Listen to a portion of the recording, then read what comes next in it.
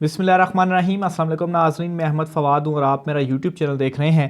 नाज़रीन, व्लॉग का आगाज़ करने से पहले सदीक जान साहब के हवाले से कुछ डिटेल्स आपके सामने मैं रखूँगा। उनको कोई 6-7 घंटे हो चुके हैं, उनको गिरफ़्तार किया गया है, लेकिन अभी तक ये मालूम नहीं हो सका कि उन्हें गिरफ़्तार करने के बाद किस थाने में रखा गया है, कहाँ में रखा गया है। कोई 3-4 थानों के चक्कर लगा चुके हैं। कभी पुलिस बरह रास्त तो नहीं बता रही, लेकिन मुख्तलिफ़ सहाफ़ी जो है वो अपने सोर्सेज़ के ज़रिए ये मालूम करने की कोशिश कर रहे हैं कि सदीक जान साहब को कहाँ पर रखा गया है, लेकिन अभी तक इसका कुछ मालूम नहीं हो सका कि उन्हें कहाँ पर रखा गया है। बहरहाल इतनी इत्तला मिली है कि हो सकता है कि उन्हें सुबह 8 बजे के बाद इस्लामाबाद की इंसदाद दहशतगर्दी अदालत में पेश किया जाए। तो अगर वहाँ पर पेश किया जाता है सुबह, वहाँ पर भी हम मौजूद होंगे। सदीक जान साहब के ऊपर एक FIR जो थी, एक मुकदमा तो सामने आया था जो कि FIA का था, और उस मुकदमे में 20 फरवरी का वो नोटिस था और 24 फरवरी को बुलाया गया था, लेकिन ये नोटिस सामने आया ही नहीं और बहुत बाद में पता चला था। लेकिन उसमें भी इस मुकदमे के अंदर इस्लामाबाद हाई कोर्ट से रुजू किया गया था और इस्लामाबाद हाई कोर्ट ने इस मुकदमे में रिलीफ देते हुए गिरफ्तारी से रोका था FIA को, प्लस हरासा करने से भी रोका गया था। लेकिन उसके बावजूद सदीक जान की ये जो गिरफ्तारी है वो अमल में लाई गई।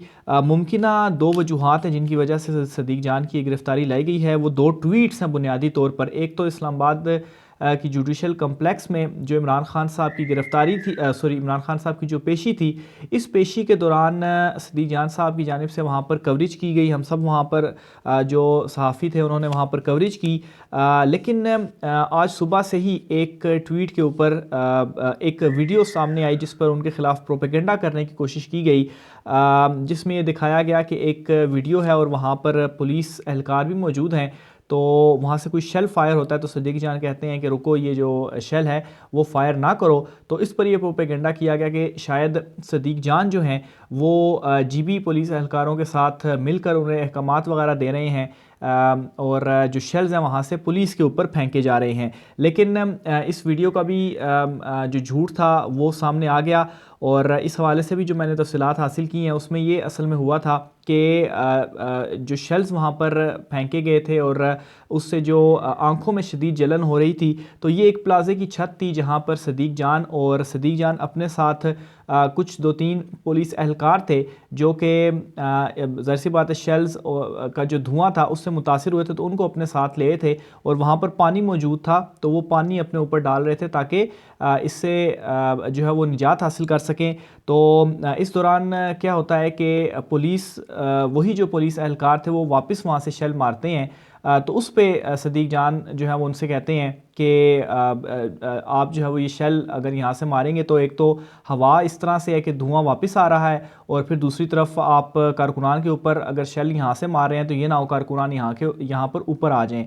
तो बुनियादी तौर पर ये तफसीलात जो है वो हासिल हुई हैं। वो कोई अहकामात वगैरह नहीं दे रहे थे, बल्कि वो तो उल्टा मदद की है उन्होंने उन पुलिस वालों की भी कि वो उनको ऊपर ले आए हैं, और जो तकलीफ़ का उनको सामना था शेल्स की वजह से, शेल के धुएँ की वजह से, जो उनके आँखों में जो धुआं पड़ने की वजह से आँखों में जलन हो रही थी, तो वहाँ पर ऊपर वो अपना मुँह हाथ धो रहे थे। और इवन के सदीक जान और उनके साथ भी जो मुख्तलिफ कुछ सहाफ़ी दोस्त मौजूद थे, तो वो भी वहाँ पर अपना जो मुंह है अपने ऊपर वो धो रहे थे, अपने ऊपर पानी फेंक रहे थे, ताकि वो जो शेल के धुएँ से जो तकलीफ़ है उसको ख़त्म किया जा सके। तो ये एक तो रीज़न ये है कि सुबह से ये प्रोपेगेंडा किया गया, और इस हवाले से सदीक जान के ऊपर जो दहशतगर्दी के हवाले से मुकदमा कायम करने की जो कोशिश है उस वाले से भी बताया जा रहा है। और दूसरे नंबर पर नाज़रीन, एक सदीक जान ने वीडियो, बल्कि 2 वीडियोज़ उन्होंने शेयर की थी जिनमें नामालूम अफराद के हवाले से उन्होंने निशानदही की थी। उस वीडियो का जिक्र आप ख़ुद भी सोशल मीडिया के ऊपर देख भी चुके होंगे। मैंने भी अपने लास्ट व्लॉग में उस वीडियो के हवाले से कुछ चीज़ें आपके सामने रखी थी, वीडियो भी दिखाई थी। तो बुनियादी तौर पर उसमें यह था कि इमरान खान साहब की पेशी के दौरान जो जुडिशल कम्प्लेक्स का गेट है, जो मेन गेट है जहाँ से आपने इंटर होना है, और वो वक्त भी इस तरह का था कि वहाँ पर उस वक्त कोई कारकुन नहीं था, तो एक बड़ा ग्रुप वहाँ पर आया जुडिशल गेट के सामने, जिन्होंने कोई पुलिस की वर्दी नहीं पहनी हुई थी। तो ये सदीक जान ने वीडियो शेयर की थी और उसमें ये दिखाया गया था कि उनके हाथ में मुबैना तौर पर प्लास्टिक की हथकड़ियाँ मौजूद हैं। तो अगर वहाँ पर और ये वाला जो सारा ग्रुप है, अगर किसी कारकुन को, इवन के मीडिया को भी शनाख्त के बाद आने की इजाज़त दी जा रही थी, कारकुन वहाँ पर मौजूद नहीं थे, तो ये इतना बड़ा जो ग्रुप था वो बिल्कुल जुडिशल कम्प्लेक्स के गेट के सामने कैसे आ सकता है? पुलिस की बिल्कुल इसमें उनको मालूम होगा, नहीं तो पुलिस ने उनको क्यों आने दिया? तो सवालात बहुत ज़्यादा इसके ऊपर उठे थे। तो ये बुनियादी तौर पर जो मुझे लगता है मुमकिन तौर पर दो वजूहात हो सकती हैं जिसकी वजह से शायद कुछ लोगों को बहुत ज़्यादा गुस्सा आया और उन्होंने सदीक जान को गिरफ़्तार जो है वो किया। तो बहरहाल अभी तक कोई डिटेल सामने नहीं आई कि सदीक जान कहाँ पर है। मुख्तलिफ थाने, थाना रमना, पारा, CTD सब जगह पर चेक किया, लेकिन कहीं से भी उनकी तस्दीक नहीं हो रही। अब जो एक लास्ट उम्मीद सामने आई है वो यही है कि शायद उनको इस्लामाबाद की इंसदाद दहशतगर्दी अदालत में कल सुबह पेश किया जाए। तो वहाँ पर मैं हूँगा, उधर से जो तफसीलात मिलती हैं वो भी मैं आपके सामने रखूँगा। दूसरे नंबर पर नाज़रीन, PDM की तमाम जमातों का जो इजलास हुआ है, इस इजलास के हवाले से कुछ चीज़ें तो मैंने आपके सामने रखी थी अपने लास्ट व्लॉग में कि क्या डिस्कशन हुई है, लेकिन सबसे एक इम्पॉर्टेंट पॉइंट है जिसके हवाले से सोर्सेज का ये दावा है कि इस मामले के ऊपर भी जो डिस्कशन है वो की गई है और ये मामला असम्बलियों की तहलील के हवाले से है। अब इसमें क्या हुआ है कि PDM ज़राए का ये कहना है कि कुछ लोगों ने वहाँ से, ख़ास तौर पर नून लीग ने, ये कहा कि चूँकि इस वक्त हमें IMF ने भी झंडी करा दी है, और दूसरे नंबर पर ये है कि दोनों सूबों के अंदर अगर इस वक्त इलेक्शन हो जाते हैं तो वो हमें बिल्कुल सूटेबल नहीं है। हमें सूट ये करता है कि इस वक्त पूरे मुल्क के अंदर जो इंतखाबात हैं वो एक साथ एक ही दिन होने चाहिए। तो इसलिए आप ये कर लें कि आप जल्दी से कोई ना कोई ऐसा रिलीफ आवाम को दे दें जिसमें एक पेट्रोल की कीमत तकरीबन 100 रुपये लीटर कम करने के हवाले से भी सिर्फ रिक्शा, बाइक और जो 800 सीसी से 800 या 650 सीसी से जो छोटी गाड़ियां हैं उनको पर लीटर रिलीफ देने के हवाले से जो चीज़ें हैं वो चल रही है। तो ऐसा कोई रिलीफ दे दिया जाए ताकि इस रिलीफ की बुनियाद पर बयानिया बनाया जा सके और असम्बलियाँ तहलील कर दी जाएं, और फिर उसके बाद कोई ऐसा काम किया जाए जिसकी बेस पर एक तो इलेक्शन पूरे मुल्क में एक ही दिन हो जाएं, और दूसरे नंबर पर यह चीज़ हो कि जो भी निगरान सेटअप आए वो इस तरह से ना हो कि 2-3 माह का वो सेटअप हो, बल्कि वो सेटअप कोई 1.5-2 साल तक कायम रहे। तो इससे एक बड़ा रिलीफ हमें तो ये एक ऑप्शन हमारे लिए है कि एक तो इलेक्शन भी इससे डिले हो जाएंगे, और अगर 1.5-2 साल या साल के बाद भी इलेक्शन होते हैं तो उसमें भी बहुत सारी चीज़ें माजी का हिस्सा बन जाएंगी। हम एक नए बयानिए के साथ उस वक्त जा सकते हैं और फिर पूरे मुल्क में एक ही दिन इंतखाबात होंगे। लेकिन इसमें ज़ाहिर सी बात है एक अदलिया और दूसरे नंबर पर सदर मुमलिकत जो हैं वो रुकावट हैं, क्योंकि कोई भी गैर कानूनी या गैर आइनी काम इनकी जानिब से नहीं किया जा सकता, और उसमें बिल्कुल अदलिया भी रुकावट है और सदर मुमलिकत भी रुकावट है। इसलिए आज का जो एलामिया भी जारी किया गया उस एलामिये में इस तरह से कुछ चीज़ें लिखी गई जिससे ये ज़ाहिर होता है कि अदलिया को भी दबाव में लाने की जो कोशिश है वो की गई है। यहाँ तक कि इस इजलास के अंदर ये डिस्कशन की गई है कि इमरान खान साहब को अदलिया से इतने जल्दी रिलीफ क्यों मिल रहा है, यानी कि इमरान खान साहब को अगर अदालतों से रिलीफ मिल रहा है तो अदालतों के ऊपर भी उन्होंने जो क्वेश्चन है वो उठाया कि ये जो रिलीफ है वो इमरान खान साहब को अदालतें क्यों दे रही हैं, उन्हें नहीं मिलना चाहिए। इसी तरह से ये जो प्रेस रिलीज़ सामने आई है, इस प्रेस रिलीज़ में जो मज़ीद उन्होंने अदलिया के हवाले से ख़ास तौर पर जो कहा है वो मैं आपको बताता हूँ। एक तो उसमें ये बात की गई है, दूसरा ये कहा गया है कि इमरान खान साहब के ख़िलाफ़ जो कार्रवाइयाँ हैं वो तेज़ करेंगे, और इमरान खान साहब को जो है वो कलअदम तंजीम करार देने के हवाले से जो डिस्कशन है वो भी इस इजलास के अंदर की गई है। अदलिया के हवाले से जो इस इजलास के बाद एलामिया में लिखा गया है कि इजलास में फ़ैसला किया गया है कि एक मुल्क में इंसाफ के 2 मयार कबूल नहीं। इमरान खान और इनके साथियों से सलूक से पलड़े बराबर ना होने का तासुर मज़ीद गहरा हो रहा है। तो ये मेरे ख्याल से थोड़ी सी ये लाइन गलत जो है वो लिख गए हैं, लेकिन इसमें यह है कि एक तो वो चीज़ कहते हैं कि जी के इंसाफ के 2 मयार कबूल नहीं, और जो पलड़े हैं वो बराबर ना होने का जो तासुर है वो भी मज़ीद गहरा हो रहा है। तो ये वो चीज़ है जिसकी वजह पर मैं कह रहा हूँ कि अदलिया को भी यहाँ पर दबाव लाने की इस इलामिये में इस तरह से जो कोशिश है वो नज़र आई है, क्योंकि ये समझते हैं कि इमरान खान साहब को ज़मानतें क्यों मिल रही हैं या इमरान खान साहब को रिलीफ़ क्यों मिल रहा है। तो उसकी रीज़न ये है कि इमरान खान साहब के ऊपर जो आपने मुकदमे कायम किए हैं वो जो आपके बनाए हुए मुकदमे बड़े भोंडे किस्म के मुकदमे हैं। सबको मालूम है कि इमरान खान साहब सिर्फ बात ही करता है तो उसके ऊपर एक जो मुकदमा है वो दर्ज कर लिया जाता है। कुछ 96 के करीब मुकदमे इस वक्त हो चुके हैं इमरान खान साहब के ऊपर, और सेंचुरी इमरान खान साहब, नॉन क्रिकेटिंग सेंचुरी का इमरान खान साहब ने इसको नाम दिया था, वो भी मुकम्मल होने के बहुत करीब है। इसके अलावा नाज़रीन, इसी इजलास के अंदर ये फ़ैसला किया गया है कि 22 मार्च को पार्लियामेंट का मुश्तरका इजलास बुलाया जाएगा और इस इजलास के अंदर रियासती अमलदारी यकीनी बनाने के लिए अहम फ़ैसले होंगे।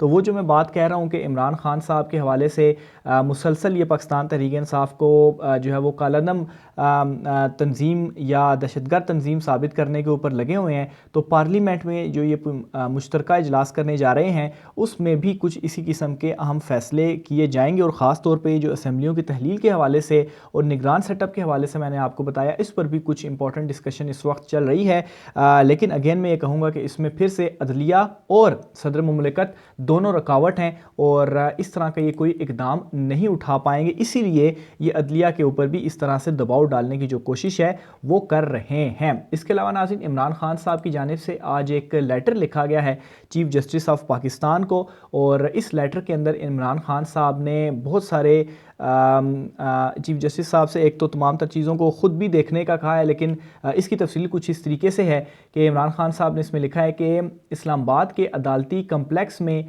हाज़िरी के मौके पर तमाम रास्तों को कंटेनर्स लगाकर ब्लॉक किया गया। पेशी को सहल बनाने के बजाय अदम पेशी के हालात पैदा करने की कोशिश की गई। इजहार यकजहती के लिए आने वाले लोगों को इश्तियाल दिलाया गया।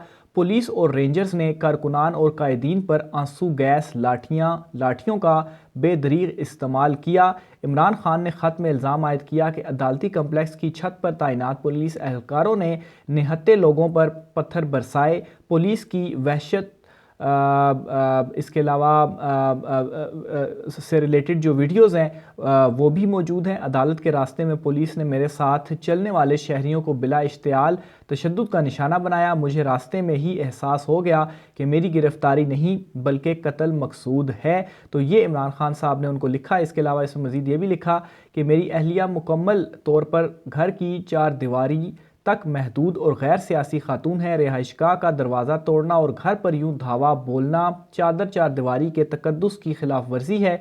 मेरी ज़िंदगी को लाहक ख़तराक और रिहाइशगाह पर हमले की रोशनी में इन वाक़यात की जामे तहकीकात करवाई जाएँ। तो इमरान खान साहब जो हैं वो चीज़ों को ऑन रिकॉर्ड भी एक लेकर आ रहे हैं, और दूसरा ये एक बड़ी अपील है जो उन्होंने चीफ जस्टिस ऑफ पाकिस्तान से की है।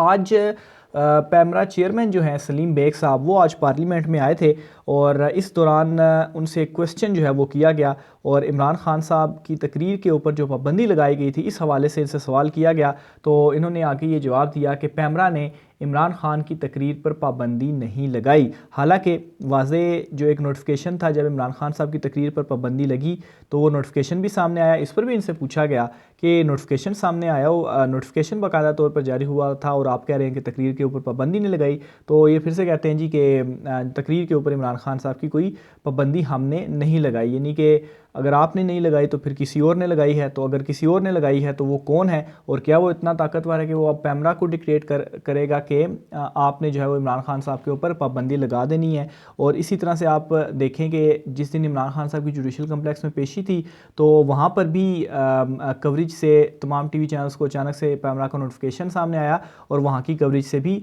रोक दिया गया, कोई उसकी जो रीज़न थी वो भी नहीं थी। तो बहरहाल ये इस वक्त जो इनकी हालत है वो हो चुकी है। मिफ्ता इस्माइल साहब का एक इंटरव्यू सामने आया है और इस इंटरव्यू में जो रिजीम चेंज हुआ था या इमरान खान साहब के ख़िलाफ़ जो तहरीक अदम एतमाद को कामयाब करवाया गया था, इस पर इन्होंने कुछ लबकुशाई की है और फ़ौज के हवाले से बताया कि इनको लगता है कि उन्होंने भी मदद की थी। मिफ्ता इस्माइल साहब ने यह कहा है कि इमरान खान को हटाने में फ़ौज ने मदद की थी लेकिन अमेरिका का हाथ नहीं था।